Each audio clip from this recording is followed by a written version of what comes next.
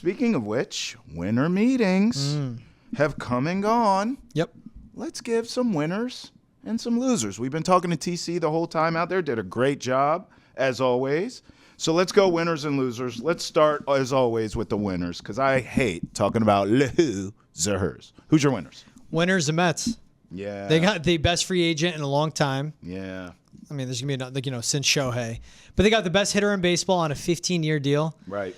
And they just have an owner that's proving, I will stop at nothing, and I will get everything you need. Facts. Best pure hitter in baseball, point blank, period. Yep. Astronomical number, $765 million. But when you lock him up for 15 years, with that AAV, literally in 5 years, he will be basically at market value. He's ahead of it. Yeah. And then 3 years from that, he'll be a bargain. And guess what? He'll still be in his prime because he is only 26. He will be 26 this upcoming season. At this age, that good of a hitter, the Mets are a winner. And then I put the Red Sox as a winner too. Yeah. Struck out on Max Fried, needed a lefty, needed an ace, and they got a lefty ace in Garrett Crochet. Yeah, they did. Young, not a heavy workload. Under control. He's going to be that next guy that no one wants to give up. And look, it was tough for them to part with Kyle Teal and Braden Montgomery, but the game is a game. Those guys are nothing but prospects. Mm-hmm. How good Crochet is with his command, his dominance, his size too. He is huge. Big cat. Lefty ace. Red Sox won it just by getting him, but they still need to add more. We'll see. Keep leaving this out. I'm telling you, there's so much loyalty, and I'm going to play harder for you because they got him out of hell. Yeah. The White Sox are just a mess. It's abysmal. And the Red Sox came and rescued him. I think you're going to get the best Garrett Crochet possible because he's so thankful. He's going to be startled his first start in Fenway. It's this is what love looks like. There's more than 2,000 people here? I'll never forget. I had friends in from Seattle. Yeah. Leadoff hit of the game was a triple, I think, by Jaron Duran. Yep. And they were like, whoa. And I'm like, what? They're like, that was the loudest I've heard a baseball stadium ever. We're used to Mariner games. Absolutely. And I go, yeah, it's a first inning. And that was just a triple. Yeah, brother. I mean, it's like getting out of a toxic relationship, and then you get into a healthy, loving one, and you're like, wow, this is what it's supposed to be. This is how I'm supposed to be treated. I agree with you. I have the Red Sox as well, but I think we can both agree they're not done. But just from a winter meetings standpoint, the Crochet move was clutch. It was like the buzzer that we do for What's Trending. They hit it right at the buzzer. And that one exactly. Damn it. That one exactly. And listen, we know they're not done, right? There's more work to be done.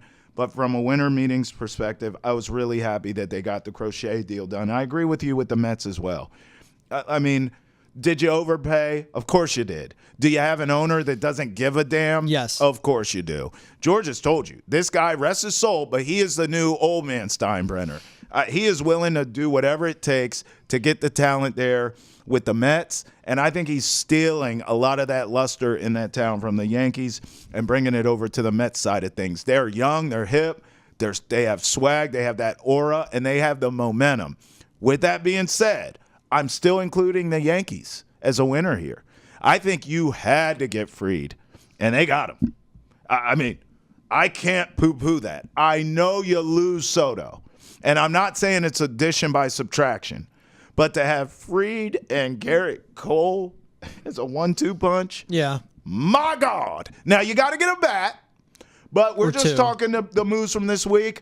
The Yankees answered the bell, man. That is one hell of a 1-2 punch once you get to the playoffs. Fried and Cole, I can't knock that. I can't not have them as winners, even though they need more, just like the Sox. Mm-hmm. Max Fried, Garrett Cole, I get what you're saying. Not hating on it. Where I feel on this, the Yankees are still losers. You got outbid by the team in your city, and you had Juan Soto in your building in the World Series. Jeez. And he chose $5 million more over you. Because Max Fried and Garrett Cole going to look great in the postseason. Going to look awesome with that 1-2 punch in 2-1 and 3-1 losses. Yeah, well, you got to get a bat, George. But they need two bats. They're not going to have a healthy Giancarlo Stanton once again. I would agree with that. And they with lost Juan Soto.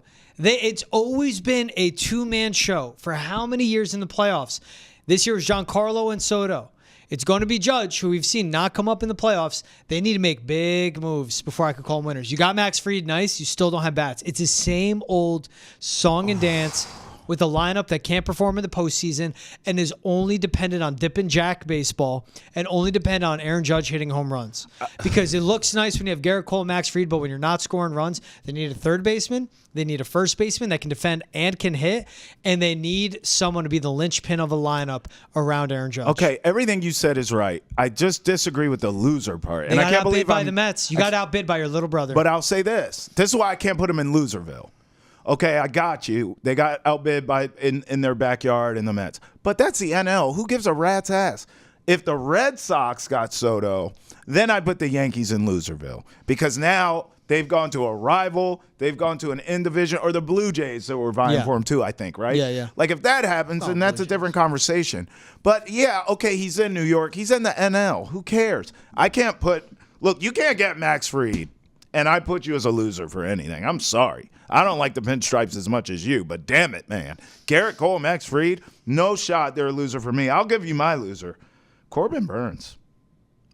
Here's why. He's going to get paid. Yeah. Boris client. Wait. Where's the Boris client. Where's the urgency? Fried, Soto, Crochet. I mean, no one wants Corbin Burnes? Snell. Where's the urgency? What am I missing? Baseball this guy's young. Slow. Not for all these other players I just named. Mm-hmm. I have a little buyer beware. A little. And I don't know enough to know enough. And I refuse to pretend that I do on TV. You know what I mean? Really? But, yeah, I don't pretend. I tell you, I don't know. But what's up with Corbin Burnes?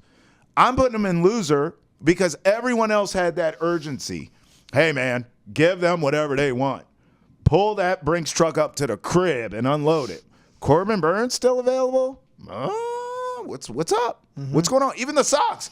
I'm like, Corbin Burnes still out there. Get it done. Give him what he wants. And everyone's like, well, there's interest, but not that kind of interest. What's going on? So I got him as a loser. A lot of teams were waiting for the shoe to fall and the shoe to drop when it came to Juan Soto. Yeah. Baseball is weird like that. Like you have this hot pace, all these signings, all the winter meetings. Yeah. Jordan Montgomery and Blake Snell last season bled into February. That was weird. I hope that doesn't happen. I think into March actually. Sorry. I hope that does not happen again. So it's weird. But isn't it a little alarming to you? He's gonna get paid. He's not. He hasn't ruled out returning to Baltimore, so he could just still be playing that too. Maybe Baltimore. I mean, if you're the O's, for sure now you got to get that done, don't you? Maybe they could be a loser. They could be. They're a potential loser if they lose Burnes. They could be a loser. And how they faltered in the playoffs. Right. Such a talented team. You have everything there. And Burnes is so damn good. I like him a lot. I still am holding out hope that the Red Sox get him. We know they're going to add an arm. And it's not if, it's who. And I get he's expensive. Burnes would make sense, but Burnes would make sense because Crochet's 2 years of arbitration. Right. So say Crochet, 5-year deal. You don't trade for him all those assets without knowing an extension's on the other side. Yeah. You would give, let's say, Burnes a 4-year deal. He's 30. Say 5-year deal. He's 30. You would only be overlapping paying them for 3 years because of Crochet's years of arbitration, which is crucial. Right. It can work. It can work. Yeah. I believe again. But then you have to figure out when you're paying a Jaron Duran, Sedan Rafaela. Yeah, there's a lot of bills it's going to be due, huh? Gosh, baseball's expensive, isn't it?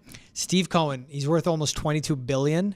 22 with a B? Yeah. Lord. Next richest owner in baseball is like 10 or 11 billion. Woo!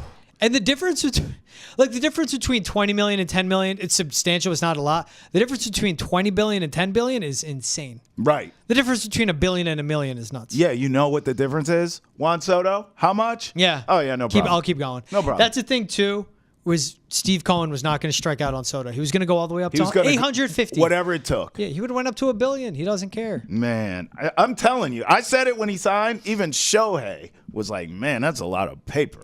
Once. And he gets that money now? And he gets it now. No deferrals? Oh my God. Yeah. Mets, man. Mets got it going on.